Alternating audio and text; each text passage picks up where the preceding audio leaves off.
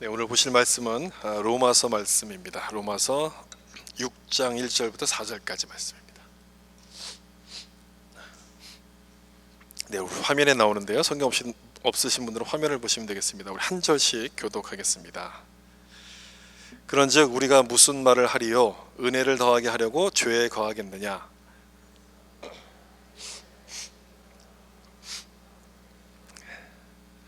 무릇 그리스도 예수와 합하여 세례를 받은 우리는 그의 죽으심과 합하여 세례를 받은 줄을 알지 못하느냐? 그러므로 우리가 그의 죽으심과 합하여 세례를 받음으로 그와 함께 장사되었나니 이는 아버지의 영광으로 말미암아 그리스도를 죽은 자 가운데서 살리심과 같이 가운데서 행하게 하려 함이라. 아멘. 구원과 믿음이란 제목으로 말씀을 나누겠습니다. 여러분 영상으로 드리던 때하고 지금 직접 드리니까 조금 좀 다르지 않습니까? 예, 소리가 잘 안 들려요. 조금만 높여주시겠어요? 1번 마이크인데요. 조금만 높여주시면 되겠습니다.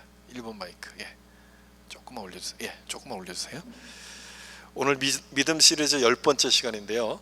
네, 됐습니다. 10번째 시간인데 믿음에 대해서 여러분들이 어느 정도 이해를 하셨을 거라 생각해서 제가 질문을 좀 하나 드리면서 시작을 하려고 합니다.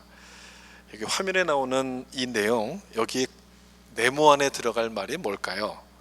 좋은 믿음은 교회 네모에서 나타난다. 어떤 말이 들어가야지 맞을 것 같습니까? 힌트를 드리면 한 글자입니다. 한 글자. 조금 더 드리면 교회 안인가 교회 밖인가 둘 중에 하나입니다. 왜 이 질문을 드리냐면 내가 믿음을 어떻게 이해하고 있는가를 확인할 수 있는 질문이기 때문에 그렇습니다. 정답이 뭘까요? 교회 밖입니다. 교회 밖. 왜 그런지 아실 거예요. 교회 안에 들어오면 누구나 다 믿음이 좋아집니다. 말도 조심하게 되고 행동도 조심하게 됩니다. 그래서 경건해지게 되죠. 그렇지만 교회 밖에 딱 나가면 그렇지가 않아요. 나를 아는 사람이 없다고 한다면 우리의 행동은 무한정 자유해지기 시작합니다. 그래서 정답은 교회 밖입니다. 교회 밖에서 나타나는 모습이야말로 우리의 정말 솔직한 모습이기 때문에 그렇죠. 그럼에도 불구하고 우리가 이 답을 알고 있음에도 불구하고 우리의 행동을 보면 그렇지가 못하죠. 교회 안에서 믿음이 나타나는 것처럼 우리가 행동을 합니다. 왜 그렇게 됐을까? 믿음에 대한 이해가 부족하기 때문이 아닐까, 저는 그렇게 생각했어요. 정확하게 말한다면 기독교 신앙에 대한 기본 이해가 부족해서 그렇게 되는 것인데, 오늘 본론에 들어가기 전에 먼저 그 부분을 잠깐 설명드리고 계속 말씀을 좀 드리려고 합니다. 기독교 신앙의 그 기초가 뭐냐면, 우리 기독교 신앙은 누구를 믿는 신앙입니까? 하나님을 믿는 신앙 아닙니까? 하나님이 어떤 분의 하나님을 믿습니까? 세상을 창조하시고 세상을 다스리시는 주권자, 그리고 우리의 아버지 되시는 하나님을 믿습니다. 그러니까 이 기독교 신앙에서 중요한 것은요, 하나님이 누군지를 아는 겁니다. 그래서 바울이 기도할 때, 에베소 교회를 위해서 기도할 때 첫 번째 기도 제목이 하나님을 알게 하옵시며요. 우리가 계시의 영을 더하셔서 하나님 아버지를 알게 하옵시며, 하나님을 아는 게 굉장히 중요하다는 거예요. 하나님을 알아야지 하나님과의 관계를 세워가기 때문에 그렇거든요. 다른 종교와 기독교가 구별되는 점이 바로 그 부분입니다. 하나님과의 관계를 강조한다는 거예요. 다른 종교를 좀 떠올려 보세요. 다른 종교에서 믿고 있는 신을 생각해 보세요. 그 신들의 모습은 어떤 신입니까? 초월적인 신이에요. 초월이란 얘기는 우리의 힘을 능가한다는 뜻도 있고요, 저 멀리 있다는 뜻도 있습니다. 저 멀리 있다는 얘기는 나와 상관이 없다는 거예요. 우리가 살고 있는 세상과는 전혀 상관없는 세상에 있는 존재들이란 얘기죠. 그럼에도 불구하고 이런 초월적인 신을 믿는 것은 그 신과 관계를 좀 세우려고 믿는 게 아니에요. 그 신을 믿는 것은 그 신이 갖고 있는 힘을 우리가 좀 얻어내기 위해서, 내가 좀 사용하기 위해서 그 신을 믿는 겁니다. 그래서 부적을 붙이잖아요. 그리고 고행을 하지 않습니까? 그렇게 해서 그 신을 감동시켜 가지고 내가 필요한 힘을 끌어내고자 이걸 믿어요. 그것을 가리켜서 믿음이라고 부릅니다. 어디서 그렇게 부른다는 얘기예요? 우리가 그렇게 부르는 게 아니고 다른 종교에서 그렇게 부른다는 얘기예요. 다른 종교에서 그것을 믿음이라고 부르는데, 단어가 똑같다 보니까 우리가 헷갈리기 시작한 겁니다. 우리의 믿음도 그런 믿음이라고 생각을 하게 하는 분들이 종종 있다는 거예요. 근데 아닌 거죠. 그게 기독교 신앙에서는 초월의 하나님을 믿지 않아요. 계시의 하나님을 믿습니다. 우리가 믿는 하나님은요, 계시의 하나님이에요. 계시라는 것은요, 이렇게 덮여 있는 것을 펼쳐서 보여주다는 뜻이거든요. 나타나다는 뜻입니다. 저 멀리 계신 하나님이 아니라 우리에게 찾아오시고 우리에게 나타나신 하나님, 계시의 하나님을 우리가 믿는 거예요. 만약 하나님이 저 멀리 계신 분이라면 우리는 하나님을 만나기 위해서 고행을 해야 됐을 겁니다. 아마 부적을 붙여야 됐을지도 모르겠어요. 이 성경을 읽어보면 아브라함의 스토리가 하나님이 아브라함을 찾아가신 스토리가 아니고 아브라함이 하나님을 찾아간 스토리로 아마 기록이 되었을 겁니다. 만약 하나님이 초월적인 하나님이라면 그렇다는 것이죠. 그것이 아니기 때문에 우리 기독교와 다른 종교의 차이점이 거기서부터 나타나는 거예요. 우리가 믿는 하나님은 찾아오시는 분이에요. 계시해 주시는 분, 우리 가운데 나타나시는 분이에요. 그래서 기독교 신앙은 하나님과의 관계를 굉장히 강조합니다. 내가 하나님을 얼마나 알고 있느냐, 그 하나님과 내가 어떤 관계를 맺고 있느냐, 이것을 가리켜서 믿음이라고 부릅니다. 다르죠. 다른 종교에서 말하는 믿음과 다른 거죠. 아는 만큼 믿게 되는 것이고 믿는 만큼 삶이 달라지기 때문에 그래요. 삶이 달라지는 거예요. 따라서 좋은 믿음은 제가 여기서 말씀드린 것처럼 교회 밖에서 나타난다고 말씀을 드린 거예요. 하나님은 초월자가 아니라 내 삶의 모든 영역에서 함께 하시는 분이기 때문에 교회 밖에서 내가 어떻게 행동하는가에 따라서 그 믿음이 나타나게 된다는 뜻입니다. 예수님께서 구약의 율법을 두 가지로 정리해 주셨잖아요. 하나는 하나님을 사랑하는 것, 두 번째가 뭡니까? 내 이웃을 내 몸같이 사랑하라는 거예요. 마스크를 끼고 계시니까 대답을 하시는 것도 같은데 대답을 하시느냐 안 하시는지 잘 모르겠어요. 대답을 하신다고 생각하고 제가 할게요. 이웃을 사랑하는 거예요. 하나님을 사랑하는 것, 예배를 잘 드리는 것뿐 아니라 이웃을 사랑하는 것, 교회 바깥에서 나타나는 모습, 그 모습을 통해서 우리의 믿음이 결정이 되게 된다는 뜻이에요. 두 가지 계명은 우리의 믿음을 평가할 수 있는 기준으로 주님께서 주신 그런 내용이거든요. 이것이 기독교 신앙의 기본인데 교회 안에서만 자꾸 우리는 우리의 믿음을 확인하려고 합니다. 믿음에 대한 이해가 부족해서 그렇다는 것이죠. 특별히 구원에 대한 믿음이 그렇습니다. 구원에 대한 부분이 그렇습니다. 오늘 설명드릴 내용이 구원과 믿음인데 이 구원과 믿음은 아주 밀접한 관계가 있잖아요. 믿음이 있는 사람이 구원을 받고 구원받은 사람이 믿음이 있는 것 아닙니까? 아주 밀접한 관계가 있는데 좋은 믿음을 갖기 위해서는 구원이 무엇인지를 다시 확인할 필요가 있다는 것이죠. 지금부터 구원이 무엇인가에 대한 설명 좀 드릴 텐데요. 아마 다 아시는 내용이지만 다시 한번 확인한다는 차원, 내가 알고 있는 내용이 맞는가 확인한다는 차원에서 한번 잘 들으시면 좋을 것 같습니다. 첫 번째 구원은 뭐냐면 구원은 신분의 변화를 의미합니다. 예수를 믿으면 누구나 다 구원을 받습니다. 죄인에서 하나님의 자녀로 신분이 이렇게 바뀌게 되는 것, 그것을 가리켜서 구원이라 부르죠. 오늘 우리가 읽은 본문의 로마서 6장 2절에도 보면 그럴 수 없느니라 죄에 대하여 죽은 우리가 어찌 그 가운데 더 살리요. 죄에 대하여 죽은 우리, 예수를 믿을 때 우리 죄에 대한 모습은 다 없어지고 죽어버리고 하나님의 자녀로 다시 태어나게 되는 것이, 신분이 바뀌게 되는 겁니다. 이게 구원인데 여러분, 이 변화가 어떻게 이루어지는가를 잘 주목해서 보셔야 되는 겁니다. 우리가 예수를 믿겠다고 딱 고백하면 하나님께서 그 고백을 딱 들으시고 그래 보자 얼마나 잘하는가 보자, 그렇게 잘 보시다가 잘 따라오면 그 합격한 사람에게만 구원을 주시는 겁니까? 그렇지 않아요. 그렇게 주시는 게 아닙니다. 구원은 예수를 믿겠다고 내가 고백할 때, 고백하는 그 순간 즉시 우리에게 구원을 주시는 거예요. 하나님의 자녀가 되는 신분의 변화가 나타나는 거예요. 그래서 이 구원을 가리켜서 세 가지로 표현하거든요. 즉각적이고 완전하고 영원한 것, 이렇게 표현해요. 즉각적이고 완전하고 영원한 것. 즉시 주신다고 구원을 제가 설명을 드렸잖아요. 근데 즉시 주시는데 우리의 행동을 보고 주시는 게 아니라면 그럼 뭘 보고 주시는 거겠습니까? 뭘 보고 이 구원을 바로 우리 가운데 주시는 거예요? 하나님의 말씀, 약속에 따라서 이 구원을 주시는 거예요. 그 약속의 말씀이 바로 이건 아닙니까? 요한복음 1장 12절 말씀 같이 한번 읽어볼까요? 영접하는 자, 곧 그 이름을 믿는 자에게는 아멘. 이 약속에 근거해서 예수님을 주로 고백하는 자는 하나님의 자녀로 즉시 신분이 바뀌게 되는 거예요. 여기까지는 아마 잘 많이 들으셨던 내용일 거예요.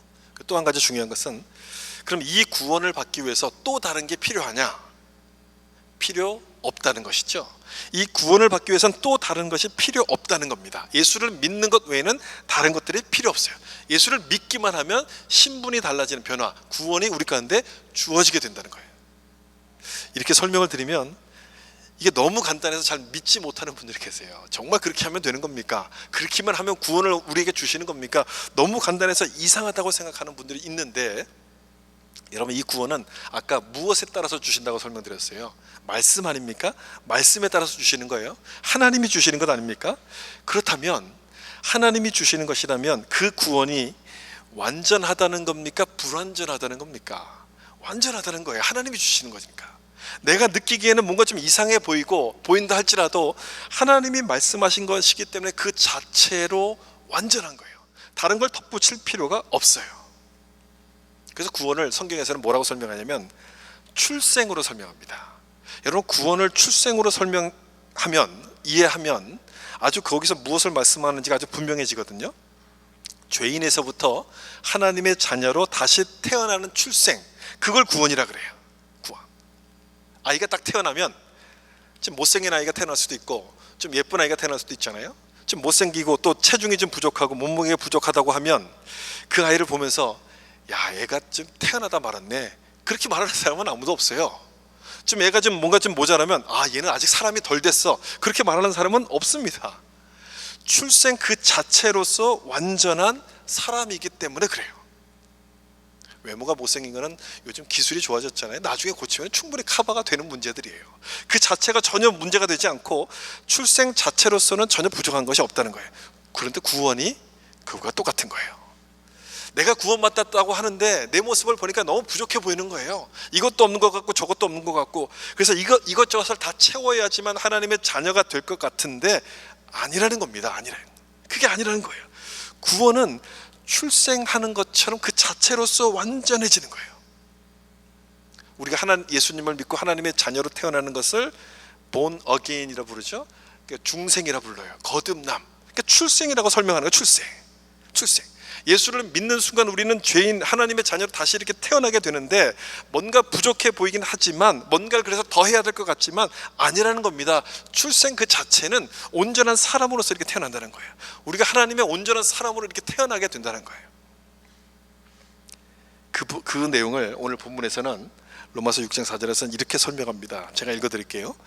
그러므로 우리가 그의 죽으심과 합하여 세례를 받음으로 그와 함께 장사되었나니 이는 아버지의 영광으로 말미암아 그리스도를 죽은 자 가운데서 살리심과 같이 우리로 또한 새 생명 가운데서 행하게 하려 함이라. 어떻게 신분이 바뀌는가를 지금 설명하시는 말씀인데요, 우리의 옛사람이 예수님과 함께 십자가에서 이렇게 죽은 겁니다. 내가 예수님을 믿습니다라고 고백할 때 그 십자가의 죽음이 나의 죽음이 돼서 나의 옛 자아가 십자가에서 죽어요. 그리고 그 다음 부활하신 예수님처럼 우리도 새 생명으로 다시 태어나게끔 되는 거예요. 출생하는 거예요. 출생. 죄인에서부터 하나님의 자녀로 다시 태어나서 신분이 바뀌는 것, 이것이 구원이에요. 구원. 여기서 주목하셔야 될 것은 이 과정에서 우리가 한 것은 아무것도 없다는 거예요. 아무것도 없어요. 죄에 대해서 죽고 다시 살아나는 것, 이건 우리가 한 일입니까? 아니에요. 우리가 한 일이 아니라 하나님이 하신 일이 있죠. 우리가 한 것이 하나도 없어요. 그냥 믿기만 한 거예요. 믿기만 한 거. 그러다 보니까 내가 뭔가를 좀 더 해야 될 것 같은데 거기에 더할 것은 아무것도 없다는 거예요. 우리가 할 일은 더 이상 없는 거예요. 그냥 믿기만 하면 되는 거예요. 그럼 그 믿은 건 뭡니까? 믿은 건 내가 한 거 아니겠습니까? 내가 믿어서 구원받은 거 아니겠습니까? 물론 그렇게 생각하시는 분들 계실 수 있는데, 그래서 에베소서 말씀에서는 이렇게 설명합니다. 이 말씀 보시면 2장 8절이에요. 여기 같이 한번 읽어볼까요? 너희는 그 은혜에 의하여 믿음으로 말미암아 구원을 받았으니 이것은 너희에게서 난 것이 아니요 하나님의 선물이라 하며. 우리가 믿어서 구원을 받았는데 그 앞에 보면 뭐라고 되어 있어요? 그 믿음이 무엇에 의하여라고 되어 있습니까? 은혜에 의하여. 따라서 우리가 믿은 믿음도 하나님이 은혜로 주신 선물이라는 거예요. 선물.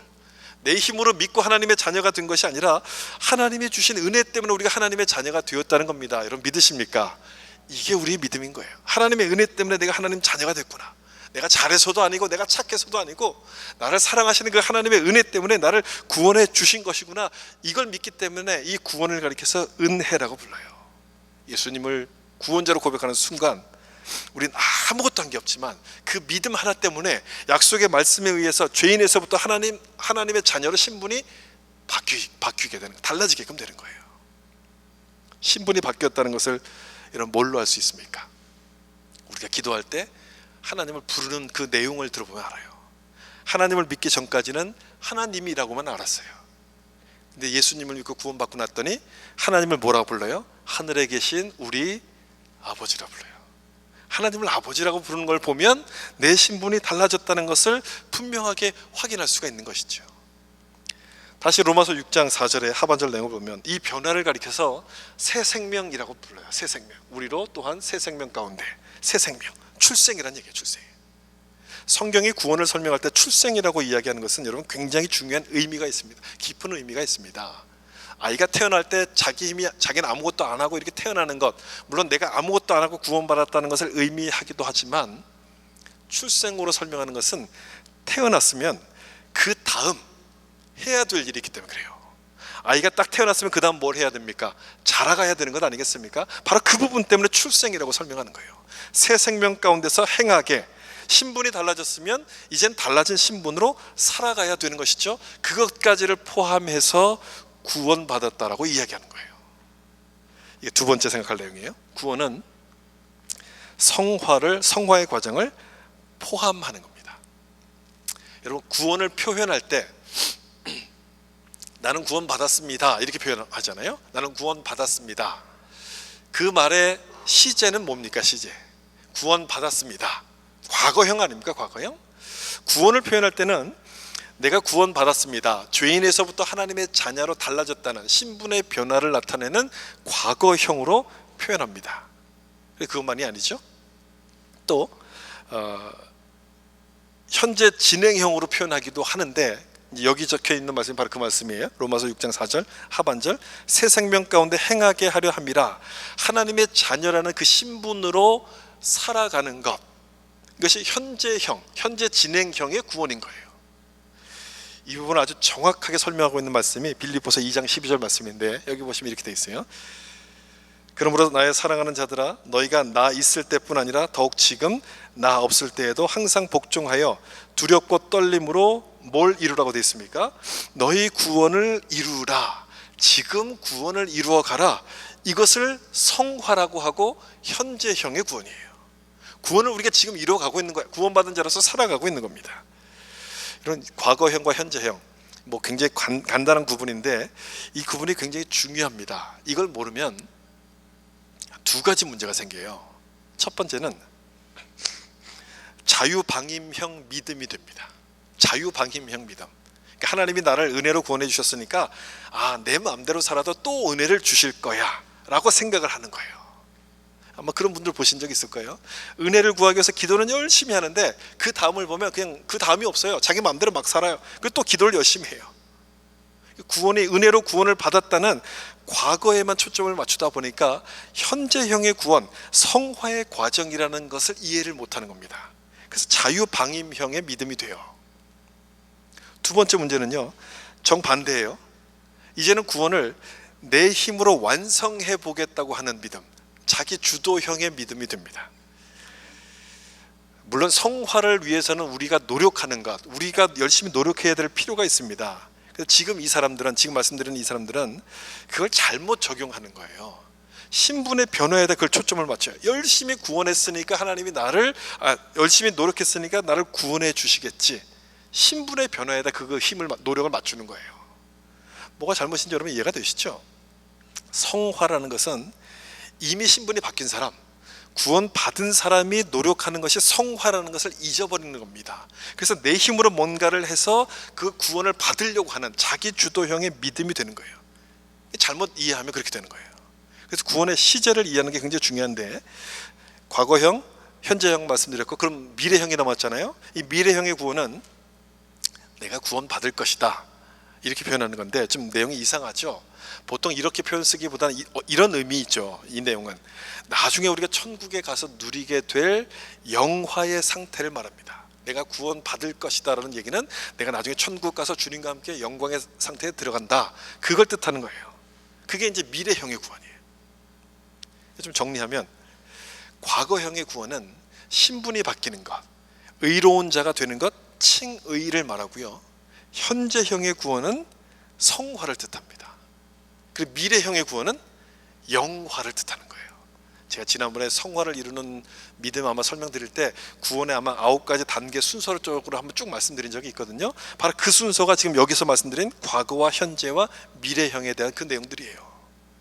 구원이란 말은 똑같지만 어떤 시제를 따라서 쓰는가에 따라서 그 의미가 달라집니다. 여기서 우리가 지금 헷갈리기 시작한 거예요. 여기서 우리가 그동안 집중해 왔던 것, 우리가 그동안 치중해 왔던 것은 대부분 칭의의 구원이었습니다. 내가 하나님의 은혜로 구원을 받았다, 거기에만 우리가 집중해 왔어요. 그러다 보니까 오해들이 막 생기기 시작한 거예요. 제가 그동안 배웠던 내용들을 쭉 한번 다시 이렇게 돌아봤더니요, 저 역시 그런 내용을 많이 들었던 것 같아요. 구원은 하나님의 은혜로 받는다, 칭의의 구원이 대부분이었던 것 같습니다. 우리가 구원받아서 신분이 달라졌다는 설교는 참 많이 들었는데, 그러면 그 다음 어떻게 해야 되는 것인가, 거기에 대한 설교는 별로 듣지를 못했던 것 같아요. 지금 막 떠올려 보니까 아마 그랬던 것 같아요.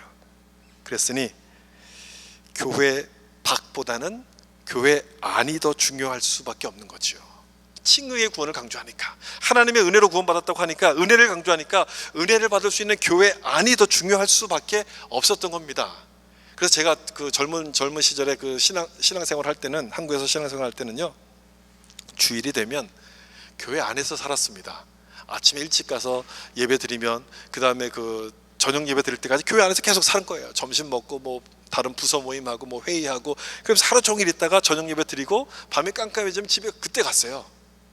그러면서 그렇게 하는 것이 믿음이 좋다라고 생각했어요. 하루 종일 교회에서 살아야지 내 믿음이 좋은 거구나, 스스로가 그렇게 위안을 느꼈던 그런 기억들이 있어요. 근데 여러분, 그게요, 구원파에서 가르치는 것, 구원파 이단에서 가르치는 것과 똑같은 모습인 거예요. 왜 그러냐면 구원파에서는 이렇게 가르치거든요. 예수를 믿는 동시에 완전해집니다, 이렇게 가르쳐요. 예수를 믿는 동시에 완전해집니다. 완전해지니까 뭐가 필요 없습니까? 회개할 필요가 없어요. 그리고 성화라는 것도 필요가 없어져요. 완전해지니까 예수 믿는 순간에 오직 뭐만 있으면 되냐면 그 완전함을 유지할 수 있는 하나님의 은혜만 있으면 되는 거예요. 그래서 이 사람들은 계속 은혜에만 매달려요. 교회 안에서만 살아요. 자기들끼리 이렇게 똘똘 뭉쳐요. 집과 재산을 다 팔고요, 산속으로 들어갑니다. 교회 있는 쪽에 들어가서 세상을 등지고 삽니다. 자기들끼리 은혜만 있으면 되는 거니까. 뭐가 잘못됐는지 여러분 이해가 되시죠? 은혜를 구하는 게 잘못된 것이 아니고요, 우리가 감당해야 될 그 성화의 책임까지 은혜로 이렇게 덮어버리는 것, 그게 잘못된 것이죠. 그게 잘못이라는 얘기예요. 다시 로마서 6장 1절 말씀 보시면, 그런즉 우리가 무슨 말을 하리요? 은혜를 더하게 하려고 죄에 거하겠느냐. 이 말씀이 나온 배경은 이렇습니다. 로마서 5장에서 사도 바울이 구원은 하나님의 은혜로 받는 겁니다 라고 설명을 했어요. 하나님의 전적인 은혜로 우리가 구원을 받습니다. 그러니까 신분이 달라지는 칭의를 설명했어요. 그랬더니 이런 사람이 나타나죠. 하나님이 은혜로 주셨군요. 그럼 우리는 그 은혜를 받았으니까 이제 내 마음대로 살아도 괜찮겠네요. 하나님의 은혜로 우리를 인도해 주실 것 아닙니까? 그러면 죄를 더 많이 지으면 하나님이 죄인에게 은혜 주시니까 계속 더 많이 죄를 지어야 되겠군요. 계속 죄를 지읍시다. 이런 사람들이 나타나기 시작한 거예요. 참 황당한 거죠. 황당한 거. 그래서 6장에 넘어가면서 바울이 성화의 구원을 설명하는 거예요. 구원의 은혜를 받았으면 이제는 그 은혜에 대한 책임을 감당하는 사람이 되어야 된다는 것이죠. 거룩하게 살아가야 될 그 성화를 여기서 설명하는 거예요. 거룩하게 우리가 살아가야 되는데 은혜를 더하게 하려고 죄 속에 거할 수 있겠느냐? 그럴 수 없죠. 그럴 수 없다. 이젠 하나님 백성답게 살아가야 된다. 그걸 말씀하는 것이죠. 우리가 그럼에도 불구하고, 이런 말씀을 들었음에도 불구하고 자꾸만 우리가 성화보다 은혜에 치중하고 있다는 것은, 이런 말을 하는 걸 보면 우리가 알 수 있어요. 이런 말을 했거나 또는 이런 말을 하는 걸 여러분 들어보신 적이 있었을 거예요. 그동안 너무 바빠서 예배를 제대로 못 드렸는데 날 한번 잡아야 되겠다, 날 한번 잡자, 이런 말을 했거나 이런 말을 들어보신 경험이 있을 거예요. 왜 나를 잡는 겁니까? 날 잡는 이유가 뭡니까? 그동안 못했던 것을 다 그날 해결하기 위해서 나를 잡자는 것 아닙니까? 그래서 기도원에 올라가요. 그날요, 날 잡아서 기도원에 올라가서 금식하고 그 다음에 막 철회하고 막 열심히 기도합니다. 그리고 우리는 그런 사람을 보면서 참 믿음이 좋다라고 이야기해요. 야, 나는 저런 거 못하는데 저 사람은 저런 거 하구나, 믿음이 좋은 사람이구나 라고 이야기를 해요. 뭐 나쁜 건 아니죠. 그게 뭐 믿음이 나쁘면 그렇게 하겠습니까? 나쁜 건 아니겠죠. 근데 그 말 속에 우리가 생각하고 있는 믿음이 무엇인지가 들어있는 겁니다. 우리가 생각하는 믿음은 그런 거예요. 기도원에 가서 열심히 기도하는 거, 그런 것들을 믿음이라고 생각하는 거예요. 초월적인 거예요. 초월적인 거. 초월이란 말이 이런 무슨 말이라고 설명드렸죠. 제가 현실과 이렇게 동떨어져 있는 거, 그게 초월 아닙니까? 초월적인 거, 현실과 동떨어져서 기도원에 가서 금식하고 철회하는 것을 좋은 믿음이라고 우리가 생각하는데, 서두에서 설명을 드렸잖아요. 서두에서 좋은 믿음은 어디서 나타나는 거예요? 교회 안이에요? 밖이에요? 교회 밖에서 나타나는 거예요. 우리가 하나님의 은혜로 구원을 받았다면 구원받은 내가 하는 모든 일들은 다 누가 함께 하시는 일이 됩니까? 하나님이 함께 하시는 일인 거예요. 교회 밖에서 우리가 하는 일이 있다 할지라도 하나님의 사람으로서 하는 일이고 하나님의 영광을 위해서 그 일을 하고 있는 겁니다.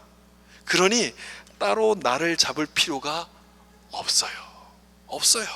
왜 따로 나를 잡아요? 그냥 나에게 주어진 매일 매 순간을 그런 마음으로 열심을 갖고 살면 되는 것이고, 그 모습이 바로 성화를 이루어가는 거예요. 구원을 이루어가는 모습이 되는 거예요. 예전에는 교회에서 장로님들이 기도하실 때 이런 기도를 대표 기도로 많이 하셨어요. 하나님, 지난 6일 동안 세상에서 바쁘게 살다가 오늘 하나님 앞에 나왔습니다. 하나님 잊고 살았던 것 용서해 주세요. 아마 이런 기도를 많이 하셨어요. 근데 여러분, 이제는 이 기도가 어떻게 바뀌어야 될지 이해가 되실 겁니다. 하나님을 주일 예배 한 번, 주일 예배 나왔을 때 만나는 거라고 우리가 생각을 하고 있었어요. 나머지 6일은 하나님과 상관없이 세상에서 그냥 살았던 거예요. 이 세상은 하나님과 상관없는 세상이고, 거기서 내가 살다가 이제 주일날 하나님 만나러, 하나님은 여기 계시니까 그 하나님 만나러 여기 왔다는 그런 뜻이 되는 거예요. 그런 뜻이 되는 거예요. 물론 그런 의미로 사용한 건 아니겠지만, 우리가 늘 하던 기도라서 그냥 하게 되겠지만, 이런 부분도 정확하게 할 필요가 있다는 거죠. 내가 받은 구원이 그 성화의 과정이라는 것을 알게 되면 어디서 무엇을 하든지 간에 하나님이 함께 하신다는 믿음으로 살게끔 되는 거예요. 주일 하루 예배 드릴 때만 그리스도인이 되는 게 아니고 나머지 6일도 그리스도인으로서 살게끔 되는 것이죠. 교회 바깥에서도 우린 여전히 성도이기 때문에 그래요. 여전히 하나님의 사람이기 때문에 그래요.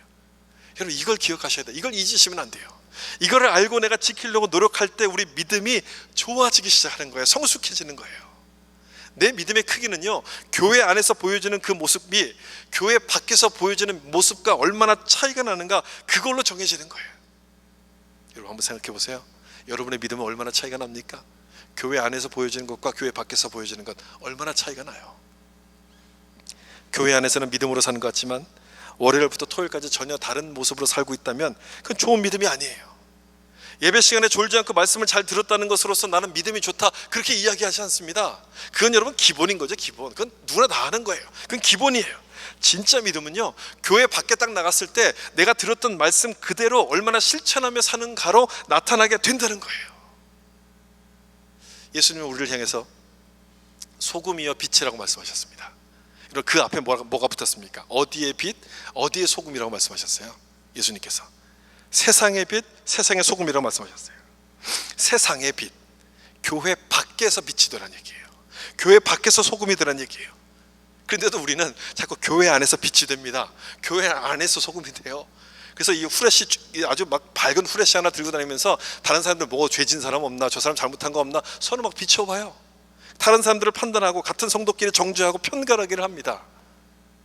그럼 안 되는 건 아닙니까, 여러분? 그러면 안 되는 거죠. 교회 바깥에서 우리가 다르다는 모습을 보여줘야지 세상 사람들이 예수를 믿을 것 아니겠습니까? 내가 전도하는 그 말을 받아들일 것 아니겠습니까? 지금 말씀드린 것처럼 내가 하는 모든 일이 성화의 과정 속에 있음을 여러분 기억하셔야 돼요. 구원을 이뤄가고 있는 거예요. 여러분이 지금 하고 있는 것들, 지금 예배드리고 또 바깥에 나가서 하는 그 모든 일들이 성화의 과정, 구원을 이뤄가고 있는 겁니다. 그렇다면 여러분 어떻게 해야 합니까? 열심히 하셔야 돼요. 무엇을 하든지 어디 있든지 간에 최선을 다해야 되는 거예요. 그 모습이 내 믿음을 나타내는 것이고 그 모습이 성화를 이뤄가는 믿음인 것을 여러분 믿으시길 바랍니다. 마지막으로 한 가지만 더 말씀드릴게요. 그럼 마지막으로 우리가 생각할 것은 연습해야 되는 구원입니다. 구원을 연습하셔야 되는데 왜 이 얘기를 제가 말씀드리냐면요, 오래전에 어떤 분이 저에게 했던 말이 기억이 나서 그래요. 그분이 저에게 목사님, 교인들은 교회 안에서 보는 것과 교회 밖에서 보는 모습이 전혀 달라요, 이렇게 얘기를 해주는 거예요. 아마 이제 제가 그 모습에 실망하지 말라고 아마 그렇게 이제 위로하려고 했던 얘기인 것 같아요. 근데 그 얘기를 딱 듣다가 이 생각이 드는 거예요. 연습을 해야 되는 거구나. 연습을, 우리가 설교만 듣고 그냥 가지 말고 말씀을 들은 걸로 만족하지 말고 연습을 해야 되는 거구나 하는 생각이 많이 들었어요. 구원을 받고 예수 믿었다는 것으로 만족할 것이 아니라 그 믿음을 연습해야 되는 거구나, 그 생각이 많이 드는 거예요. 구원의 시제가 3개가 있다 그러지 않았습니까? 과거형, 현재형, 미래형. 난 구원 받았으니 천국에 간다. 우리가 보통 그렇게 표현을 해요. 구원 받았으니 천국 간다. 과거형이고 미래형 아닙니까? 근데 이 과거에서부터 미래로 바로 이렇게 훌쩍 뛰어 넘어갑니까? 훌쩍 뛰어 넘어가지 않아요. 그 중간이 있어요. 중간. 천국 갈 때까지는 이 세상을 살아가야 되는 거예요. 이 세상에서 살아가야 될 그 책임이 있는 것이죠. 그래서 연습을 하자고 지금 말씀드린 거예요. 이 현재형, 구원의 현재형, 성화를 이뤄가야 될 책임이 우리 가운데 있기 때문에 이 믿음으로 살아가는 연습을 여러분들 하셔야 되는 겁니다. 오늘 본문의 3절과 4절을 보시면 죽으심과 합하여라는 표현들이 여러분, 죽으심과 합하여, 제가 밑줄 쳐서 이렇게 놔뒀죠. 그리고 5절 말씀에도 보면 연합이라는 단어가 2번이 나옵니다. 만일 우리가 그의 죽으심과 같은 모양으로 연합한 자가 되었으면 또한 그의 부활과 같은 모양으로 연합한 자도 되리라. 합하여, 연합, 이 내용을 반복하고 있어요.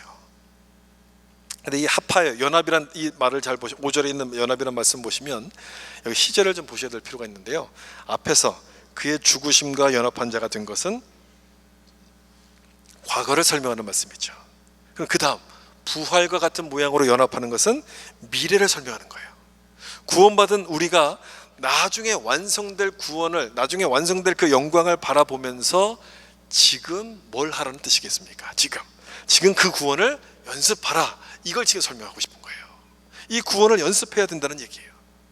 그 다음에 이어지는 로마서 말씀을 쭉 보면 우리 몸을 불의의 병기로 드리지 말고 의의 병기로 드리라, 이런 말씀들이 쭉 나오거든요. 그 내용이 뭐냐면 지금 우리 삶을 연습하라는 그 말씀인 거예요. 앞에서 설명을 드린 것처럼 우리는 이 부분이 아주 약합니다. 과거와 미래형의 구원에 대해서는 잘 아는데 현재형에 대해서는 아주 약해요. 아주 약해요. 지금 죽어도 천국 갈 수 있습니까? 천국 갈 걸 믿습니까? 이렇게 물어보면 아마 여기 계신 모든 분들이 다 아멘이라고 대답하실 거예요. 여러분들이 세례 받으실 때 제가 다 확인하는 질문이 그거예요.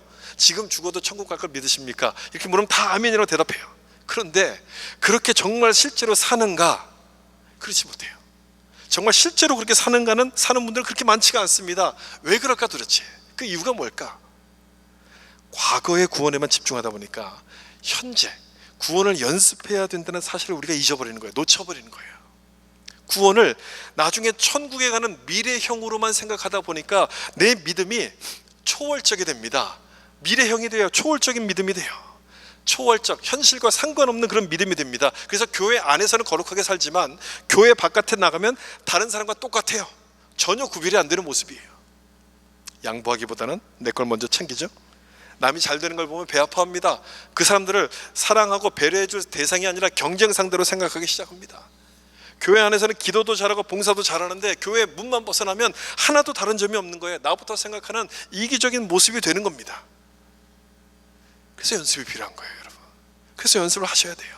어디서 연습해야 됩니까? 일상의 삶에서 연습하는 거예요. 가정에서 연습하셔야 되는 것이고요, 내 일터에서 연습하시는 거예요. 구원받은 자로 살아가는 그 연습을 열심히 하셔야 돼요. 요즘 얼마나 좋습니까? 코로나 사태로 인해서 집에만 이렇게 갇혀 있잖아요. 얼마나 연습하기 좋아요. 막 같이 있다 보니까 여러분 얼마나 많이 싸우게 됩니까? 내 민낯이 드러나는 것 아닙니까? 근데 그 장소를, 그 시간을 나한테 연습하라고 주시는 시간인가 보다, 이렇게 생각하셔야 되는 거예요. 이 말씀 보세요. 디모데전서 3장 8절과 9절인데 집사의 자격을 설명하는 말씀이에요. 이와 같이 집사들도 정중하고 일구이연하지 아니하고 술에 임박히지 아니하고 더러운 일을 탐하지 아니하고 깨끗한 양심의 믿음의 비밀을 가진 자라야 할지니. 여러분 좀 이상하지 않습니까? 우리가 생각하고 있는 집사의 기준 뭡니까? 자격이 뭡니까? 어떤 사람이 집사가 되어야 된다고 생각합니까? 기도 열심히 해야 되고, 그 다음에 예배도 잘 드려야 되고, 봉사도 열심히 하는 사람들이 집사가 되어야 된다고 생각하는데, 여기에는 그런 내용이 전혀 없습니다. 정중하고 일구이연하지 않는, 일상적인 삶 속에서 칭찬받는 사람들을 세우라는 뜻인 거예요. 교회 바깥에서 칭찬받는 사람을 세우라는 그 말씀인 거예요. 또 하나 볼까요? 에베소서 말씀. 하나님의 뜻을 따라, 하나님을 따라 의와 진리의 거룩함으로 지으심을 받은 새 사람을 입으라. 새 사람, 구원받은 성도로서 합당한 삶을 살라, 이 말씀인데, 이 뒤에 따라서 나올 말씀, 여러분 어떤 말씀이 따라 나올 것 같습니까? 새 사람을 입으라 그랬으니까 이제는 열심히 전도해라, 열심히 기도해라, 봉사해라, 이런 말씀이 여러분 나올 것 같지 않습니까? 근데 보세요, 무슨 말씀이 나오나? 25절이에요. 같이 한번 읽겠습니다. 시작. 그런즉 거짓을 버리고 각각 이는 우리가 서로 지체가 됨이라. 아멘. 이 말씀이 뒤에 따라 붙어요. 지극히 일상적인 삶, 지극히 일반적인 걸 이야기하고 있지 않습니까? 성경이 무엇을 강조하려고 하는지 여러분 이해가 되시죠? 교회 바깥의 삶이 중요하다는 것을 말씀하는 거예요. 새 사람을 입으라는 것은 바로 그걸 말씀하는 거예요. 우리가 다른 사람이 됐으니까 이제 그 다른 사람의 모습, 달라진 성품, 달라진 모습을 보여줘야 된다는 거예요. 그 모습을 보이라는 거예요. 하나님은 우리가 몇 시간 기도하는지 그걸 보지 않으세요. 제가 생각할 땐 그래요. 하나님은 우리가 기도를 몇 시간 하는지 그걸 세보지 않고요, 그것보다는 내가 새 사람이 됐는가, 그 성품을 하나님이 보세요. 얼마나 얘가 사람이 됐을까? 얼마나 사람이 됐을까? 그러니까 새 사람을 입으라는 말씀은 얼마나 사람이 됐니? 그걸 물어보는 말씀이에요. 얼마큼 너가 달라졌니? 그걸 물어보시는 말씀이거든요. 하나님은 그걸 보시는 거예요. 몇 시간 기도하는 것 중요해요. 그렇게 기도해야 되지만 그것보다 하나님이 더 중요하게 여기시는 것은 얼마나 너가 사람이 됐니? 얼마나 새 사람이 됐니? 그걸 보신다는 말씀이에요. 그 부분을 우리가 연습해야 되는 거예요. 나에게 부족한 부분이 이거구나. 그 부족한 부분을 보면서 그것을 연습하셔야 돼요. 좀 더 정직해지려고 연습하셔야 되고요, 좀 더 친절해지려고 연습하셔야 되고, 남을 배려하고, 그래서 누가 봐도 편하게 나를 찾아올 수 있는 사람이 되는 연습을 하셔야 되는 겁니다. 그 연습을 하는 게 이제 믿음의 사람이 하는 그 모습들이에요. 저도 이 연습을 하려고 노력을 많이 하고 있어요. 나이가 조금씩 들어가다 보니까 피부가 탄력이 없어지잖아요. 얼굴이 굳어지잖아요. 굳어지면 안 될 것 같은 거예요. 어떤 사람이 교회 처음 왔다가 목사 얼굴이 왜 저렇게 딱딱해? 그거 보고 그냥 돌아가면 안 되는 것 아닙니까? 인상이 좀 좋아야 될 것 아닙니까? 푸근해져야 될 것 같아요. 그래서 웃으려고 연습을 많이 해요. 가능하면 얼굴에도 막 화장품도 잘 바르고 부드럽게 하려고 연습을 많이 해요. 저는 여기서 믿음이 나타난다고 생각해요. 피부가 좋다 그런 얘기가 아니고, 내 얼굴, 내 모습, 내 인품에서 믿음이 나타난다고 생각해요. 내 얼굴과 영적인 일이 무슨 상관이 있느냐? 그렇게 생각하는 분들도 계시겠지만 상관이 있습니다. 굉장히 깊은 상관이 있어요. 말씀대로 살려고 노력하다 보면 얼굴이 밝아지기 시작해요. 감사하다 보면 인상이 부드러워지기 시작해요. 영성과 삶은 연결이 되어 있는 거예요. 아주 밀접하게. 그래서 여러분 연습을 많이 하시라는 얘기예요. 은혜를 한 번 받으면 얼굴이 갑자기 천사처럼 바뀌지 않아요. 한 번에 이게 달라지지 않습니다. 하나님이 능력을 딱 주시면 내 성품이 갑자기 부드럽게 변화되지 않아요. 시간이 필요한 거예요. 시간이. 그래서 연습을 하셔야 되는 거예요. 연습. 거짓을 버리려는 연습, 정직해지려는 연습하셔야 되고, 죄를 멀리하려는 연습을 하셔야 되고, 힘들지만 감사하면서 기뻐하려는 그 연습을 하셔야 되는 거예요. 그 연습을 통해서 성화를 이루어가면서 새 사람이 되어가기 때문에 그 연습을 해야 되는 거예요. 얼마나 연습하고 계십니까, 여러분? 얼마나 연습하셨어요? 그 연습을 통해서 하나님이 원하시는 새 사람으로 여러분 얼마나 달라지셨습니까? 우리가 예수를 믿고 구원받는 것 중요하지만 이것 역시 중요해요. 지금 말씀드린 것처럼 구원받은 자로 살아가는 것, 구원을 연습하는 것, 구원을 이루어가는 것, 그것 역시 중요한 거예요. 거기서 우리의 믿음이 성숙해지는 것이고 하나님이 원하시는 새 사람의 모습으로 달라지게 되기 때문입니다. 코로나 사태 이후의 교회의 모습이 어떻게 될 것인가에 대해서 많은 사람들이 추측하는데요, 그 중에 하나가 이거예요.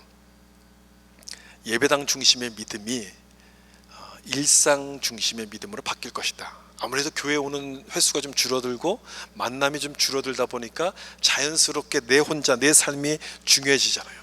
내 삶에서 얼마나 믿음을 지켜가고 있는가가 중요해지는 때가 오게 된다는 겁니다. 우리가 미리 그걸 알고 준비하는 거죠. 교회 안에서 내 믿음을 확인하는 것보다 교회 밖에서 믿음을 확인하는 게 중요한 것은 바로 그 부분 때문이에요. 우리 믿음은 예배당 중심의 믿음이 아니라 우리 일상 속에서 하나님의 영광을 드러내는 믿음이 되어야 되기 때문에 그래요.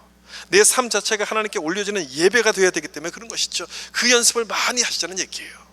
사랑하는 성도 여러분, 이 연습을 많이 하셔서 여러분의 삶의 현장에서 이 구원의 연습을 많이 하셔서 성화를 이루어 가시며 좋은 믿음으로 성장해 나갈 수 있기를 예수님의 이름으로 축원합니다. 기도하겠습니다.